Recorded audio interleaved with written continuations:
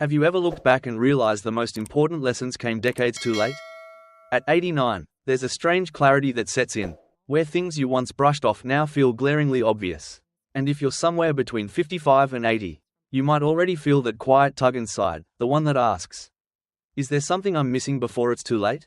In this video, we're going to walk through 10 harsh truths that I've come to know all too well in my later years, truths I wish someone had whispered to me when I was 60. Some of them are about your health, others about your relationships, and a few cut right into the heart of what it means to grow older with grace, strength, and dignity. These aren't meant to scare you, but they might just wake you up. Because no one tells you what aging really demands of you, not until you're already too far down the road to adjust.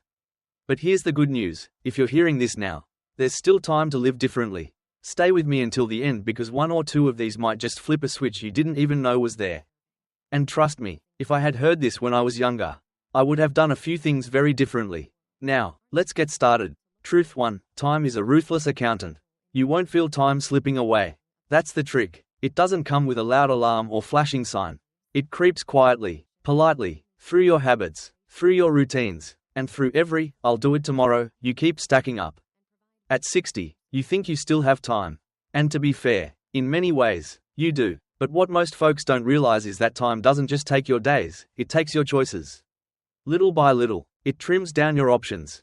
And by the time you hit your late 70s or 80s, you're not choosing between 3 or 4 paths anymore. You're just hoping to walk steadily down the one that's left. I've seen friends put off travel, reconciliation, hobbies, health checkups, and even joy itself, thinking they had more time. They didn't, and I've done it too. What hurts most isn't that those chances are gone. It's that I let them expire without even noticing. Let me give you a simple example. I had a friend, William, 68, when he told me he wanted to write a book, something to leave for his grandkids. He had the stories, the passion, the experience, but every time we talked, he'd say, "I'll start next month." By the time he hit 78, his eyesight was going, his energy was low, and he couldn't concentrate the way he used to. The stories never made it to paper. He didn't run out of ideas, he ran out of time to carry them out. And now, no one in his family knows the depth of who he really was. When I say time is a ruthless accountant, I mean it keeps the books tight. It remembers every delay and collects the interest. And it always closes the ledger, whether you're ready or not. So, if there's something inside you, a trip, a letter, a conversation, a change, do not put it off. Time is kind only to those who don't waste it. Truth 2, health doesn't collapse, it erodes quietly. Most people think health problems arrive like a lightning bolt, a heart attack, a diagnosis, a fall, but in truth, most of the damage starts years before the symptoms ever show. It's quiet, it's patient, and it feeds off neglect. At 60, you can still eat what you want, skip a few walks, shrug off a little joint pain, and tell yourself you'll get serious next year. But here's the brutal part. Every year you delay, the foundation gets weaker, and you won't notice it in your day-to-day, not at first. But slowly, your energy fades, your sleep gets lighter, your digestion starts acting up. You feel heavier, not just in body but in spirit. And eventually, one day, it all catches up, not in theory, but in real-life ways. You hesitate before bending down, you avoid stairs, and you start organizing your life around your limitations instead of your freedom. I remember Mary, a friend from church. She was 63 when she started feeling tired during our weekly walks. Said it was just age. She ignored it for years. Then one day, she tripped going up a curb and broke her hip. That one fall turned into a year of rehab, 2 surgeries, and the end of her independence. And it all started with, just a little tired.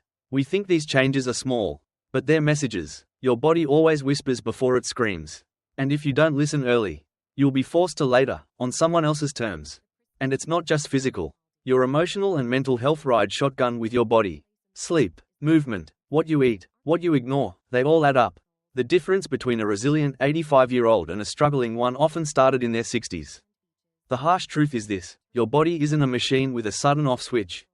It's more like a garden. And what you failed to tend in your 60s becomes overgrowth and rot in your 80s. The weeds you let grow now will be the ones you have to fight through just to walk, to sleep, to enjoy your days. So, start paying attention, not to the big, scary problems, but to the small, annoying ones, the creaky knees, the bloating after dinner, the way you feel after sitting too long. They're not inconveniences, they're invitations. Answer them now while you still can. If you're still watching this video and finding these insights valuable, please comment number 2 below to let me know you're here. And if you haven't subscribed yet, I recommend you subscribe and turn on the bell so you don't miss any videos. Your support helps us continue creating good content to inform and inspire you. Now, let's move forward. Truth 3. Loneliness is not cured by company, it's cured by connection. You can be in a crowded room and still feel completely alone. I know because I've been there, at birthday parties, family dinners, even in my own home with voices around me, and still a quiet ache sitting in my chest. That's the kind of loneliness no one warns you about, the kind that has nothing to do with how many people are near you and everything to do with how well you're truly seen. In your 60s, you might still be working, raising grandkids, meeting friends for coffee, getting invited to gatherings. It's easy to mistake that activity for intimacy. But the harsh truth is, just because you're busy doesn't mean you're connected.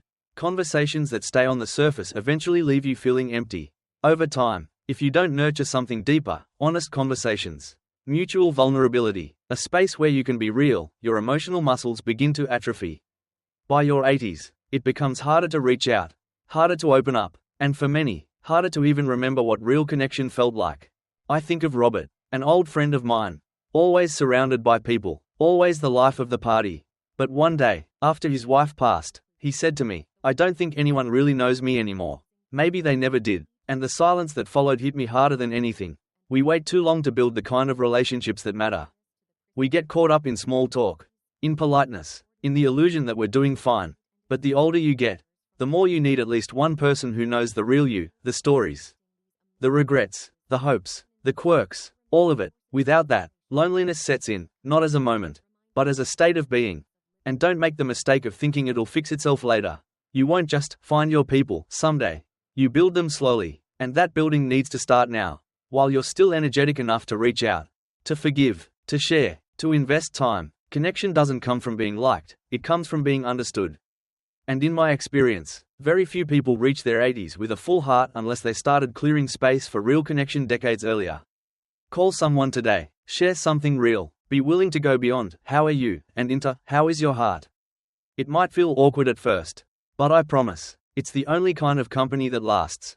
Truth 4. Your children will live their lives, not yours. One of the hardest truths to swallow as you get older is realizing that the children you raised, the ones you poured your soul into, will eventually walk paths that don't include you. And it doesn't mean they don't love you, it just means they're human. Just like we were at their age. In your 60s, especially if your kids are grown and building their own lives, there's this temptation to hold on tighter, to offer more advice, to stay involved, sometimes even to sacrifice your own needs, thinking it will earn closeness or gratitude later. But here's what you learn at 89, your children don't remember how much you gave up for them. They remember how present you were, with joy, with peace, with genuine interest in your own life. I've seen so many folks my age build their entire emotional well-being around their adult children, waiting for visits, hoping for calls, taking care of grandkids without ever setting boundaries. And when those children inevitably choose partners, careers, or cities that don't revolve around them, it feels like betrayal. But it's not betrayal, it's life. Your kids don't owe you their lives. You gave them life so they could go out and live it. That was always the deal. I remember Anna, a woman I met in a retirement community years ago. She'd spent decades raising 4 kids, running herself ragged to make their lives easier. But when she turned 80, she said, "I realize I don't even know who I am outside of being their mother." And that realization broke her, not because her children were ungrateful, but because she never built a life that belonged to her. If you're constantly putting your own joy on pause for the sake of your children, what you're really doing is abandoning yourself. And in the long run, that doesn't create closeness, it creates quiet resentment on both sides. Your children will make their own choices. Some will align with your values. Some won't. That's not a reflection of your worth, it's a reflection of how life unfolds. What you can control is how you live the years you have left.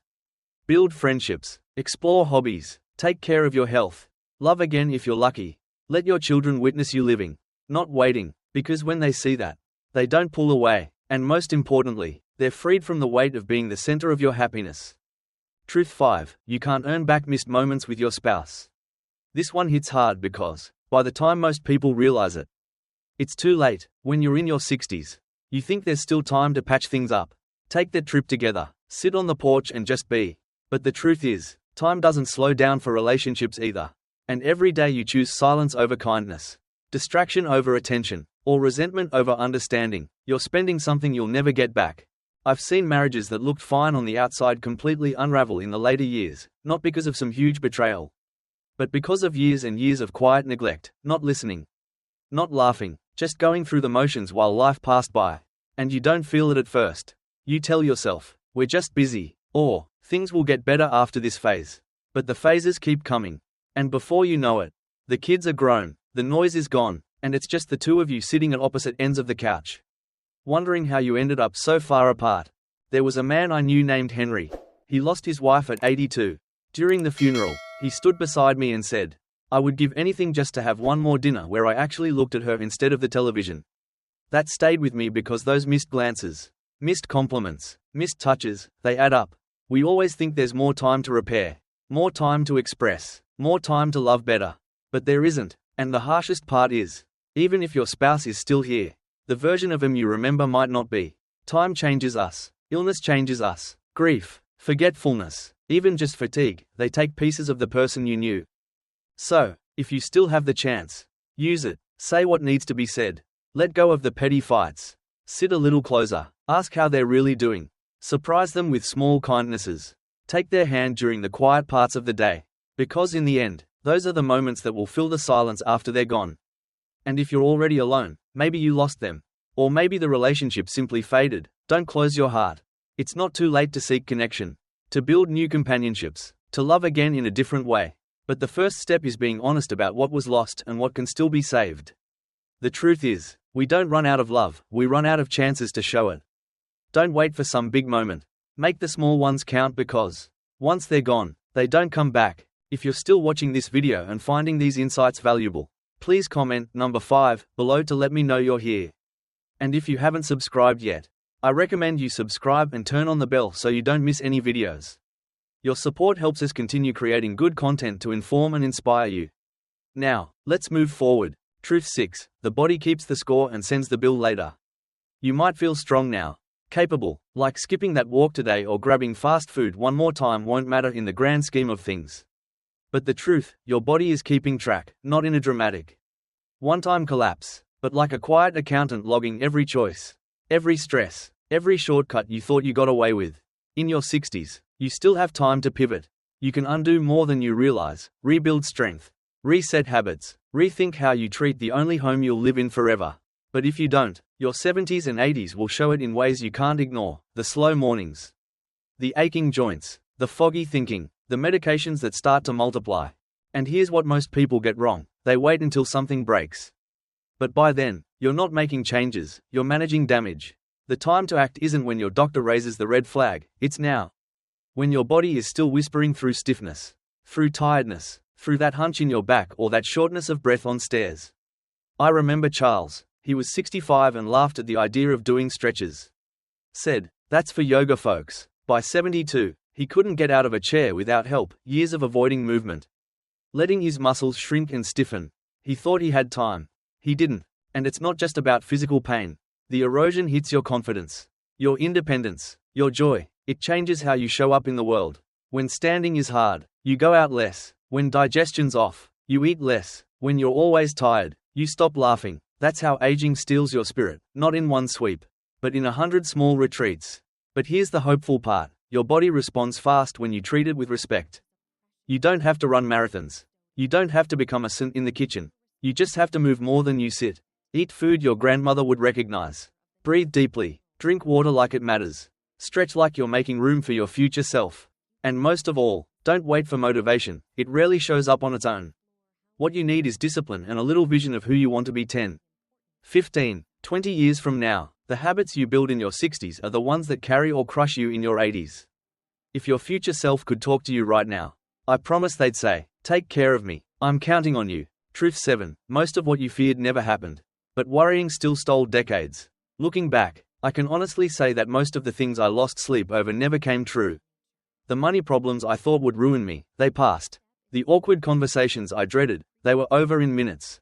The future I tried to control with fear, it arrived in ways I could never have predicted.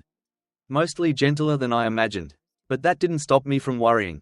No, I spent years, decades, rehearsing worst-case scenarios in my head, playing out arguments that never happened, anticipating disasters that never arrived. And do you know what that really did? It robbed me of peace. Worry is sneaky like that. It tricks you into thinking you're being responsible or prepared. But most of the time, it's just fear in disguise. And the more you let it run the show, the more it trains your brain to expect danger where there is none.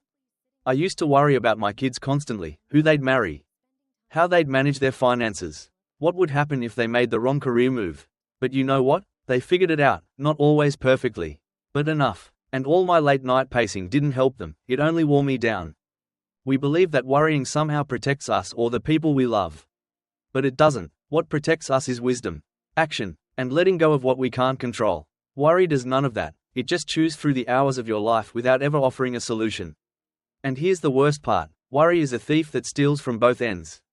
It takes away your today, and it taints your memories. Looking back, I realize I missed some of the most beautiful chapters of my life because I was too preoccupied bracing for something bad. You might be worried now about retirement, health, relationships, the state of the world. I get it, but ask yourself, how much of that can you truly control? And how much are you rehearsing pain that might never arrive? The peace you're searching for doesn't come when everything is perfect. It comes when you realize that most of what you fear either won't happen or won't matter as much as you think. So, please, don't let anxiety write your story. Don't give your precious years away to imagined tragedies. Breathe deeper, take walks, laugh sooner. Trust that the same strength that got you through every hard day before will carry you again, because it will. It always has. Truth 8. Your career won't hold your hand when you're sick or scared. For decades, we pour ourselves into our work. We show up early, stay late, push through holidays, aches, and even grief, thinking it's what strong people do. And in some ways, that dedication shapes who we are. But eventually, you reach a point where the applause fades, the emails stop, and the only thing left echoing in the room is the question, was it worth it? When you're in your 60s, you might still be chasing that next goal, the promotion, the prestige, and there's nothing wrong with striving. But don't mistake your job for your identity. Because one day, sometimes suddenly, sometimes slowly, it ends. And when it does, it won't mourn you. I've watched countless friends retire, thinking they'd be missed more than they were. Some had their offices cleaned out the same week they left. Others trained their replacements, only to find they became forgotten by the very team they once built. It's not cruelty, it's just the nature of things. The machine keeps moving. I knew a man named George, 35 years with the same company. Missed birthdays, cancelled vacations, always the first one in and the last to leave. When he was diagnosed with cancer at 73, he said, "I thought the company would send someone to check in. Not even a card." That moment crushed him more than the diagnosis did. Jobs give us purpose, yes, but they were never meant to be the whole story. And when health issues come, or grief, or aging, or even just loneliness, it's not your title that comforts you. It's people, it's your relationships, it's how you feel when you wake up without a meeting on your calendar. And if you spent your entire adult life measuring your worth through productivity, retirement can feel like exile. But it doesn't have to. If you start now, building friendships, nurturing your interests, creating routines outside of work, you'll soften the landing.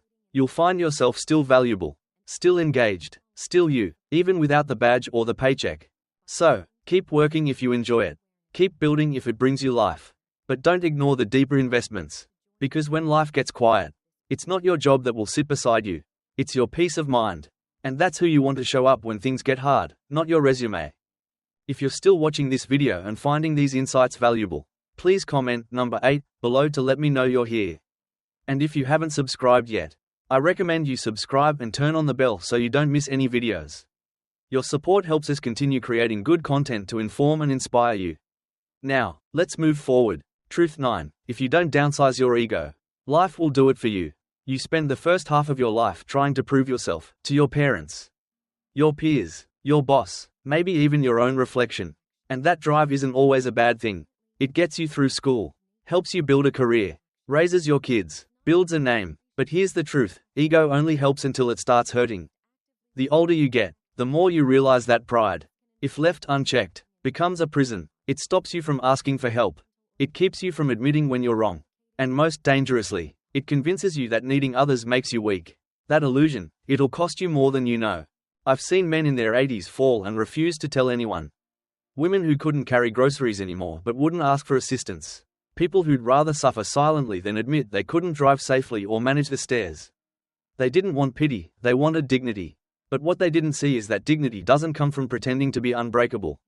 It comes from knowing when to lean. I remember Frances. She was 76 when her doctor told her she needed a walker.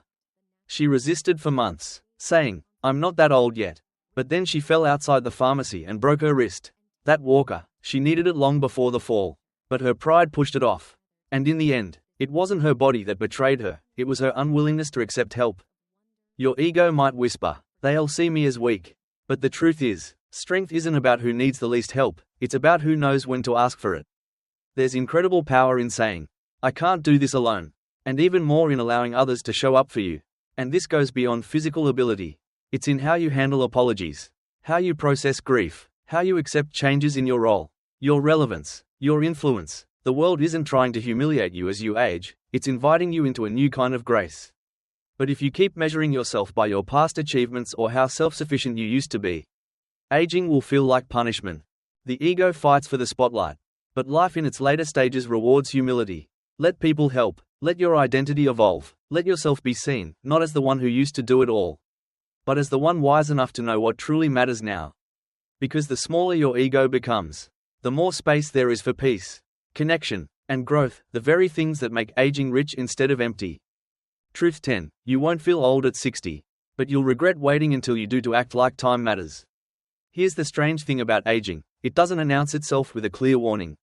You don't wake up one morning and say, "Well, I'm officially old now." No, it's subtle. At 60, you might feel just a little slower, maybe a bit stiffer, but overall, you're still moving, still thinking sharp, still in control. That's what makes this truth so dangerous.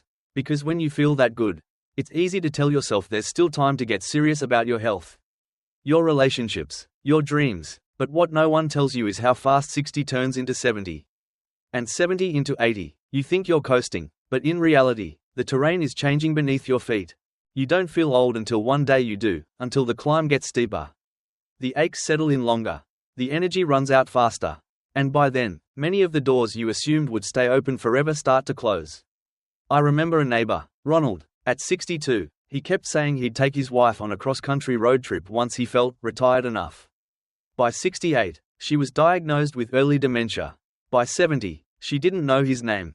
They never took that trip, not because they didn't want to, but because they waited. The truth is, 60 is a turning point. It's the last chapter where most of your faculties are still intact. Your options are wide open, and your body still responds to change. It's the perfect time to realign. But most people don't, they wait for a wake-up call.